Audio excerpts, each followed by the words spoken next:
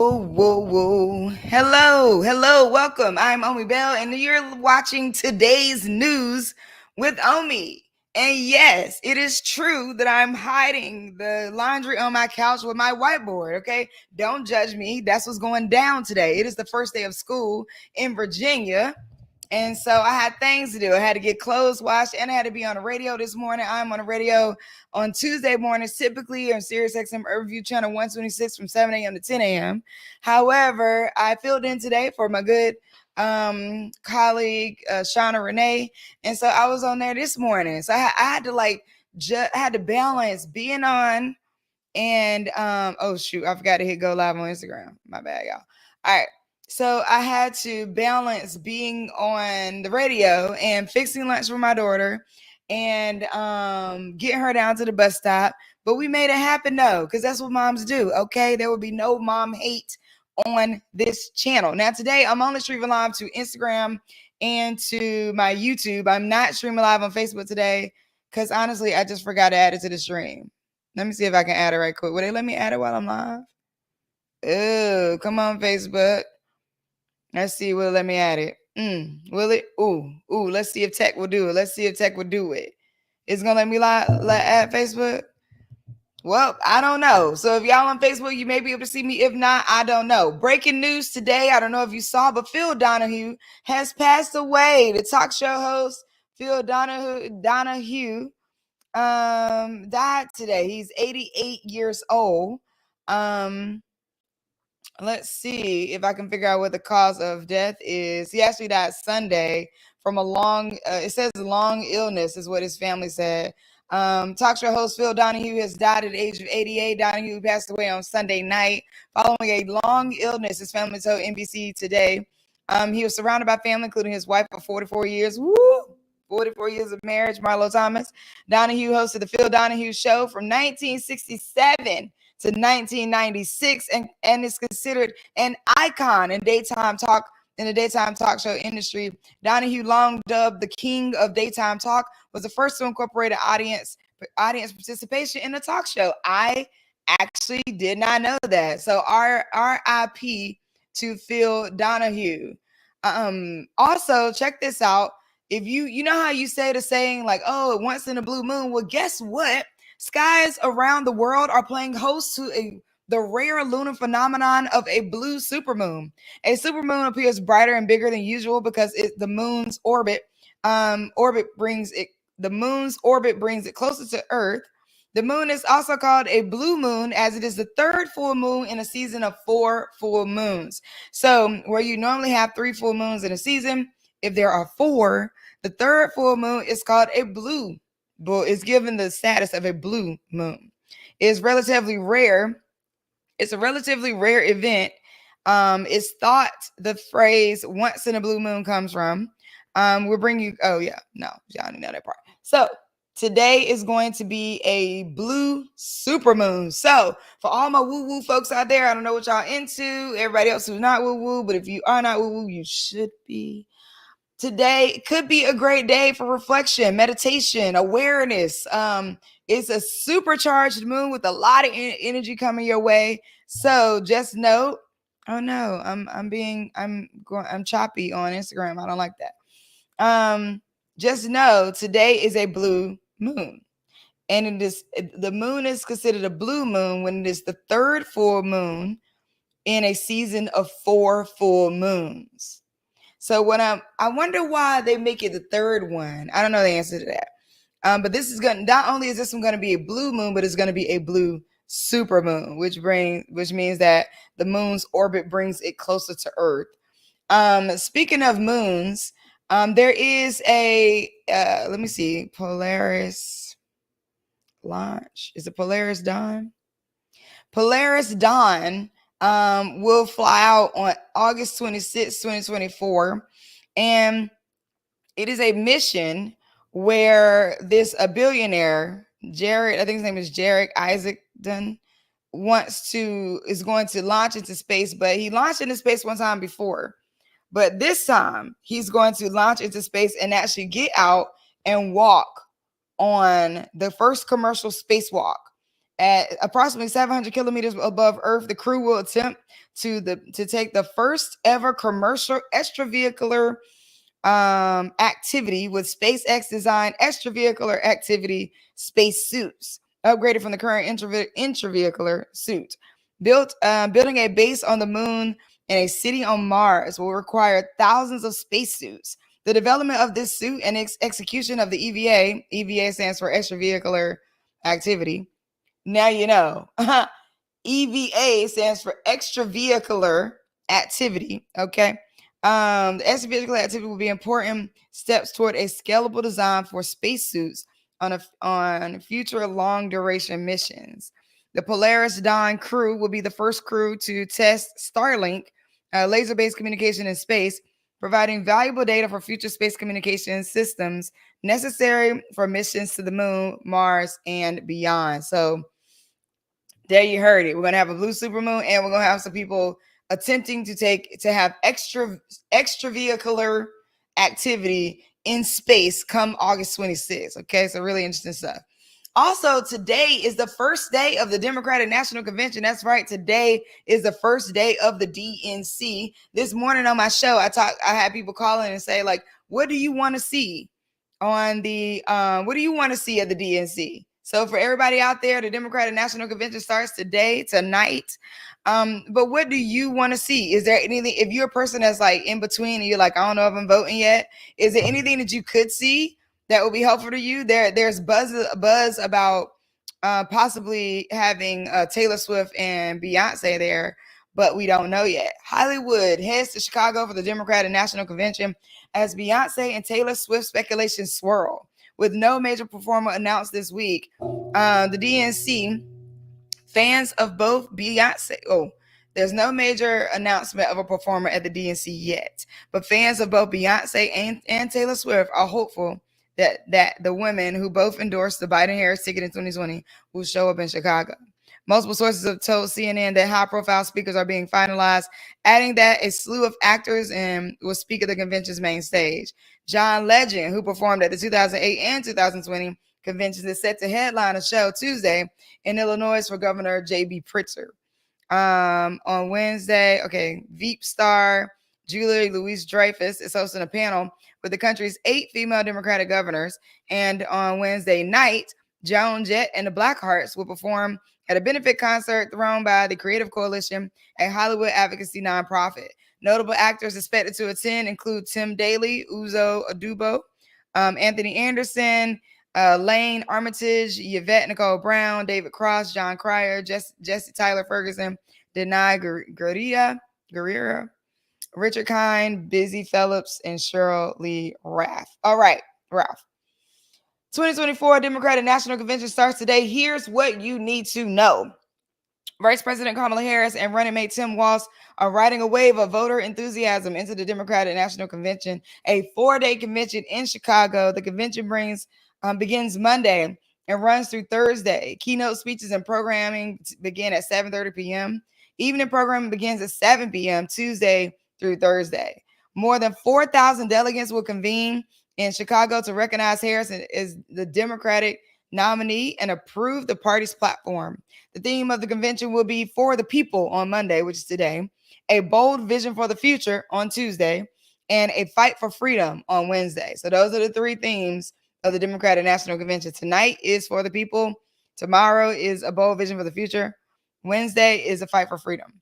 Speakers at the convention include President Biden and First Lady Jill Biden, Minnesota Governor Tim Walz, of course, former Secretary of State Hillary Clinton, former President Bill Clinton, former President Barack Obama, Second Gentleman Doug Emhoff, former Speaker of the House Nancy Pelosi, Senate Majority Leader Chuck Schumer, and House Minority Leader Hakeem Jeffries, Congressman Tom Suozzi of New York, Chicago Mayor Brandon Johnson of Illinois, Governor J.B. Pritzker. Other speakers expected, but none have been announced. Reverend Jesse Jackson is also expected to appear on stage at the United Center on Monday. Now, I don't know if y'all have also heard, but there are protests happening. The Chicago mayor reverses course on the city's denial of stage and sound system for the DNC's anti-Israel protests. Chicago Mayor Brandon Johnson agreed to the demands of anti-Israel protest groups on Friday, allowing them to set up a stage and a sound system for their planned demonstrations during the DNC. The city of Chicago previously denied those accommodations to the coalition to march on the DNC early this week. This was last week, prompting the anti-Israel group to file an injunction in federal court. Wow. In an emergency motion, activists alleged the city trampled on their First Amendment rights. The assistant commissioner of the Chicago Department of Transportation said safety was an important factor contributing to the city's initial rejection of the permit request. However, there is protests happening. And so, wait, I want to find, where's my thing on the protest?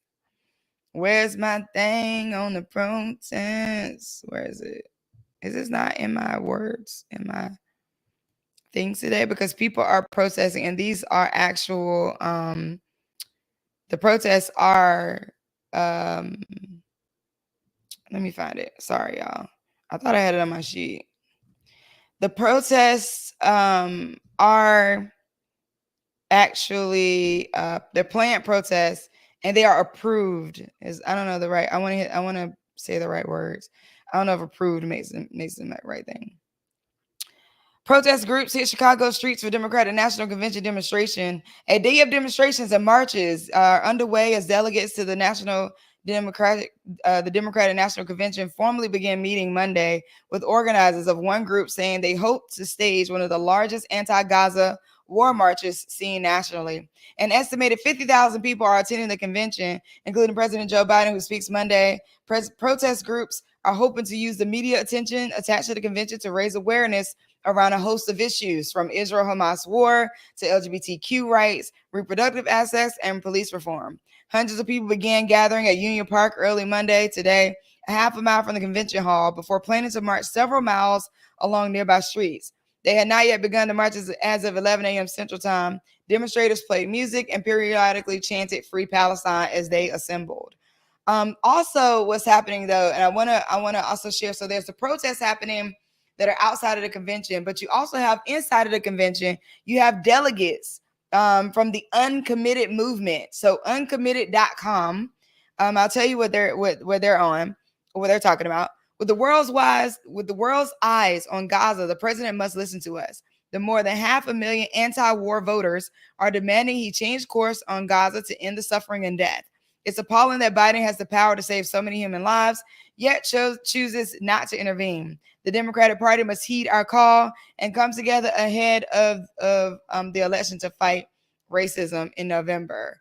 So there are about 30 delegates representing about 700,000 people across multiple states saying that they are uncommitted in terms of who they're going to actually put their support behind because of the war. Now, one thing that we got to remember is that this is democracy at its finest. So for those out there who live in, you can go to uncommittedmovement.com, and you'll be able to see all the states. So for people in these states, you should take a look at this is where your vote, this is how, like, when people say my vote doesn't count, this is a clear display of your vote counting. Like, these are delegates, right, that are needed for people to win the presidency. And they are saying we are uncommitted until somebody is saying that they will support a ceasefire. So their demands are, they want a anti-war, pro-peace, pro-Palestine. Their vote, this is what they're saying. These are issues motivate voters. Palestine is an issue voters care about. Anti-war, pro-peace, and pro-Palestine. Key Arab American progressive leadership. Multiracial, multi-faith, multi-generational community. Brand recognition and trust. Robust voter infrastructure. And so the demands that they are putting, that the Uncommitted movement is putting forth, is they want to ensure an immediate and permanent ceasefire. They want an arms embargo now, and they want an end to the long-term siege on Gaza. So you can read more about them and I'll list some of the states just so y'all are aware, because you might be living in one of these states. I know a lot of people that follow me are Michigan, Wisconsin, Washington, Minnesota, New Jersey, Pennsylvania, Maryland, New Mexico, and Oregon. And those, that's actually not all of them. There's Iowa. Did I say Denver? It looks like Colorado. So yeah, I mean, go to uncommittedmovement.com and you can get more information on that. You know, I empower and encourage people to go take a look at it because I think it's so key. It's just so key. Like I said, this is a great display of democracy. So again, for people out there who say, "Oh, your vote doesn't count," well, guess what? If you are represented by any of those states, heck yeah, your vote is counting right now. And you're a person that doesn't want the war, heck yeah, that means like they are in the arena. So there's people protesting outside the arena for the DNC. Now somebody's called in this morning, I thought, and they asked a good question, and I want to clarify this. This is my take on it. I think this is what's happening. Is somebody asked, well, why they blaming the Democrats, or like why didn't they protest the RNC? Why they just protesting the DNC? The reality is there were protests at the DNC, so I want to make that clear that there were protests at the DNC. Another thing I want to make clear is that, I'm sorry, the RNC. There were protests at the RNC. I want to make that clear. Number two, remember that we still have we still have a Democratic president. So President Joe Biden and VP Kamala Harris, they are the actual sitting party right now. Like they are the administration right now that people want to address. And so they're hoping to get in front of them because the people who are in power right now. So the level, so 50,000 people assembling in Chicago who are protesting. I think it's about 20,000, honestly. I feel like that article, I read another article. This article felt like it was exaggerating. 20,000 people gathering to protest, 20 to 50,000 gathering to protest. And then that was not as massive of a protest that happened at the RNC. My thought is that it is this way because the current president and the current vice president will be there, and they want to really take advantage of this. And so there's uncommitted delegates internal that are saying we want the ceasefire, and then there's people on the outside who are protesting. All right, so really interesting stuff. Another thing that I found was interesting about the economy, and I think I may wrap up here. So VP Kamala Harris, she actually introduced a broad economic plan at her presidential campaign stop on Friday in Raleigh, North Carolina. And she talked about what she understands is important to people, that, you know, she's building. She says her plan is called and is an economic opportunity. I'm sorry. Her plan to build what she is calling an opportunity economy seeks to address the economic stresses pressing on Americans, such as housing costs that discourage first-time home buyers, food prices, and high rental rates, or the people's rent being high. Here is what is a part of her proposal: banning price gouging on food and groceries, help eligible first-time home buyers by providing $25,000 in down payment assistance to people who have paid their rent on time for the last 2 years. Provide a tax incentive to home builders who build starter homes sold to first-time home buyers. Expand the existing tax incentive to encourage construction of affordable rental housing. Restore the $3,600 child tax credit that was a part of the American Rescue Plan but expired in 2021. The 1-year expansion was credited with reducing child poverty. After Congress let the credit expire, the child poverty rate more than doubled, making its largest jump in record history. The maximum tax credit is now $2,000 per child. In addition, Harris proposes to provide up to $6,000 in tax relief for middle income and low income families when they welcome new babies. The last piece is expanding the earned income tax credit for people in low income jobs who aren't raising children to cut their taxes up to $1,500. Now, that's a part of what she's proposing for her economic plan. The thing that I found is that I have a report from some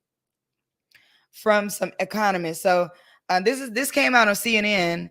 VP Kamala Harris's plan to stop price gouging could create more problems than it solves. Okay, listen to this. On Friday, Vice President Kamala Harris made a speech about the economy where she proposed a solution to rising food prices, a federal ban on price gouging. My plan would include new penalties for opportunistic companies that exploit crises and break the rules, Harris said. However, economists are saying anti-price gouging laws incentivize people to go buy goods more than they would if prices had risen. In other words, it's more likely to maintain the status quo because it would keep new competition from moving in to take advantage of the bigger profit margins. Competition that could have helped lower prices in the long run. One economist said that when prices are high, in most cases, the best policy action in response is actually taking no action. An economist in the Obama administration suggested that instead of pursuing anti-price gouging policies, Harris should investigate what, if anything, is stopping new parties from entering concentrated industries. Food prices have risen more than 20% under the Biden-Harris administration. I'm going to end on this one, but what I find is really interesting about this is that the average person attempting to understand the economy, right? Because we hear price gouging, and price gouging immediately feels negative. It immediately feels like, what? Price gouging? Why are we doing that? Let's stop that. But what the economists are saying is that the balance of high prices and margins actually create competition in the market. And if we prevent competition in the market, we actually shift and maybe slow down our economy in a way that could not be productive. And I'm like, wow, interesting. Now I want to call up some economists and bring them onto my show because I'm super curious around so one of the things that the economists recommended is what should be investigated is why new competitors aren't entering the market, right? We want market competition. Market competition creates better access to different things for the consumer. The thing is, we don't want consumers to over consume. Overconsumption is not helpful, and underconsumption is not helpful. And economists are saying, while it sounds great to the public, right? They ain't say all this, but I'm stretching it. It sounds great to the public to say to create a federal ban on anti-price gouging. However, that may or may not be great for the competitive markets or for industry. But the thing that the economists are raising is, okay, well, why aren't people getting into the market and being more competitive? If these people, and this is where, oh my God, this is where when we tell founders, yes, you could be, yes, there's a ton of people like you that are doing what you're doing. So what? Because we need more people to get into the market because that actually helps balance things. So when somebody comes in at a low price, if you can find great margins for the low cost thing that you're providing, you actually create more competition in the market, which causes other people to have to lower. Prime example of this. A good example of this is Southwest Airlines. All the airlines were saying you can't fly point to point. It's too expensive to fly short distances. So we don't want to do that. All the other airlines, the big people airlines, they were, back in the day before Southwest bust out on them, they was like, oh nah. Southwest came out and said, we're not actually competing with the other airlines. We're going to compete with the trains and the buses. Like, that's who we competing with. So that's why, if you notice, there's a lot of things related to like Southwest, which then got adapted to, I feel like, people like Frontier, things like that, is that you find your own seat. Okay. Same thing like a bus or a train. There's not really like a premium in a way, like sitting front, you could pay more now. Sitting up front, you could pay more now. And they said, we're going to fly short distances and we're going to charge less and we're not going to charge people for bags. And this is when they came out. Southwest came in and wrecked the market such that they started these point-to-point flying without charging you for bags and without having you designated as a first class, whatever. And they said to themselves, we're not competing with the rest of the airplanes. We're competing with the buses and the trains. Shook the market, shifted the market. Everybody had to change how they thought about paying for seats. Everybody had to change how they thought about paying for bags. So when you have competition in the market, it is supposed to balance. I think what the economists are saying is competition entering the market is supposed to balance out the market.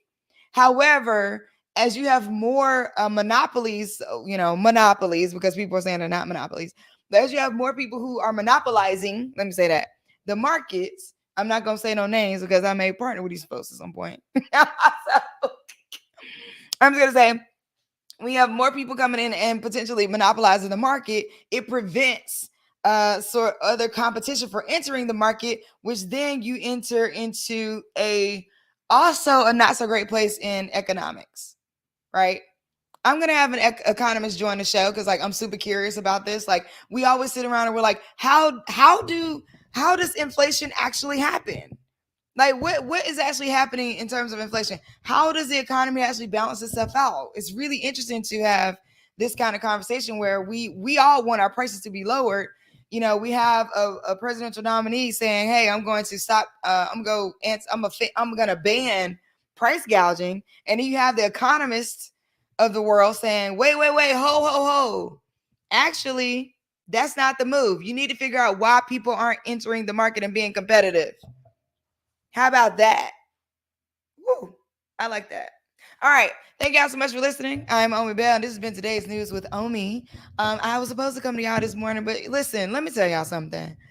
I don't know when I'm coming. Okay. I planned to come in the morning, but I had multiple things happen this morning. It's the first day of school. I had to be on blah, blah, blah. Anyway, you don't got to care about my life, but just set your subscribe and just set your notifications. So when I do come on to report the news, you will be right there.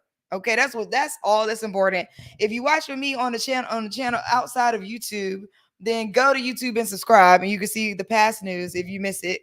And then if you're watching me anywhere else, just like and comment and send me love because I love that and I'll send you love back. Thank y'all so much for listening. Today has been it's been great. Tomorrow I'll be on live at 7 a.m. to 10 a.m. SiriusXM Urban View. And tomorrow I'm going to be talking about, we're going to have some people coming from DNC telling us what's going on over there. I'm going to be watching tonight. We're going to play some clips. We're going to bring back Queen's Court. We're bringing back Name That Sample, and I'm going to send prizes out for people for Name That Sample this time. So make sure y'all come back. I got a cool announcement. I'm trying to decide if I should tell y'all here or if I should do a post about it. You know what? Let me do both. Next week, y'all, I'm super hype because your girl curated her own debate. Okay, we know there'll be presidential debates, there'll be all these other debates, but your girl right here, to all my Omi homies out there, I have curated my own political debate. Okay, what does that mean, Omi? Thought you never asked. I'm gonna tell you right now. What I did was I'm having someone from the Heritage Foundation, and I'm having someone from the Center for American Progress, so someone from the right, someone from the left, come and talk about Project 2025. So I'm going to have Rainer Jackson from the Heritage Foundation, and I'm going to have William Roberts from Center for American Progress, and I'm going to bring both of these awesome folks on and let them, and I'm going to moderate a debate about Project 2025. This is going to be one for the books, y'all. I am so super duper like excited. I can't even tell y'all. So you don't want to miss this. That's all I'm gonna say. You do not want to miss this debate next week on Urban View Mornings from 7 a.m. to 10 a.m. I want y'all to tell a friend to tell a friend. Yeah, all right, that's all. I'll make a post announcing it too. Thank y'all for listening. I appreciate y'all. Have a great rest of your day.